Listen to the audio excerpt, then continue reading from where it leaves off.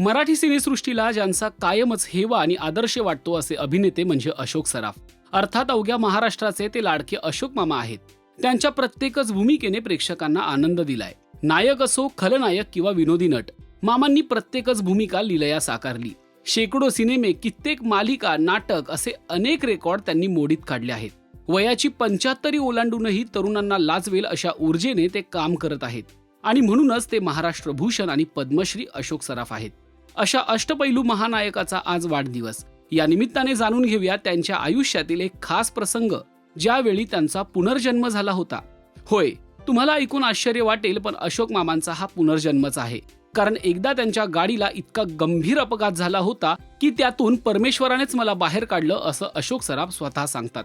हा किस्सा आहे 1987 सालचा. या दरम्यान मामा प्रचंड बिझी होते. एका मागोमाग एक सिनेमे, नाटक यामुळे त्यांना भरपूर प्रवास करावा लागायचा. पुण्यातलं शूटिंग आटपून ते दुसऱ्या सिनेमाच्या शूटिंगसाठी कोल्हापूरला निघाले होते. दिवसभर शूटिंग आणि दगदग यामुळे मामा थकले होते. त्यामुळे गाडीत बसताच त्यांना डोळा लागला. 17 एप्रिल 1987चा तो दिवस. सकाळी 8 वाजण्याच्या सुमारास त्यांची गाडी खेड शिवापूर जवळून जात होती. त्यांच्या गाडीच्या समोरून एका पाठोपाठ एक अशा 2 एसटी बस जात होत्या. गाडीचा ड्रायव्हर एकच एसटी असल्याचे समजून ओव्हरटेक करायला गेला, पण समोरून भरधाव वेगाने आलेल्या ट्रकला त्यांची गाडी जोरात धडकली. या अपघातात अशोक सराफ यांच्या अँबेसिडर गाडीचा पार चेंदामेंदा झाला. ड्रायव्हरचेही जागीच निधन झाले. पण याच वेळी अशोक मामा गाडीच्या सीट सकट बाहेर फेकले गेले. त्यांची ही अवस्था अत्यंत गंभीर होती. हा अपघात इतका मोठा होता की रस्त्यावरून अनेक वाहनं जात होती, पण कुणीही अशोक मामांना ओळखलं नाही. या अपघातानंतर एका माणसाने त्यांना उचललं आणि एसटी बसमधून ससून हॉस्पिटलला नेलं. ससून हॉस्पिटलमध्ये बराच वेळ कोणतेही उपचार न मिळता ते स्ट्रेचरवर तसेच पडून होते. तोवर अशोक सराफ यांचा अपघात झाल्याची बातमी सगळीकडे पसरली आणि रुग्णालयाबाहेर गर्दी जमली. पण अशोक सराफ नेमके कुठे आहेत हे कुणालाच माहीत नव्हतं. त्याच वेळी रुग्णालयात कल्पना कौशल नावाची एक मुलगी ससून हॉस्पिटलवर डॉक्युमेंटरी बनवण्यासाठी तिथे आली होती. तिला स्ट्रेचरवर अशोक सराफ दिसले आणि तिने ओळखलं. ती म्हणाली, "ए अशोक सराफ है, इन्हें ट्रीटमेंट नहीं मिल रही है."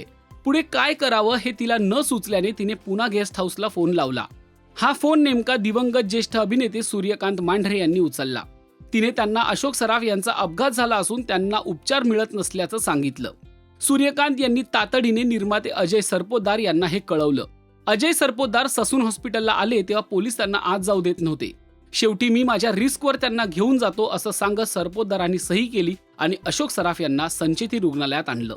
अपघातानंतर तब्बल 3 दिवसांनी अशोक मामा शुद्धीवर आले. घडलेल्या घटनेची माहिती त्यांना त्यांच्या भावाकडून समजली. 3 महिने उपचारानंतर या अपघातातून अशोक मामा ठणठणीत बरे झाले. कल्पना कौशल हिच्यामुळेच आपण सुखरूप बचावलो आणि तिच्यामुळेच आपला पुनर्जन्म झाला, असा उल्लेख अशोक मामांनी आपल्या बहुरूपी आत्मचरित्रात केला आहे.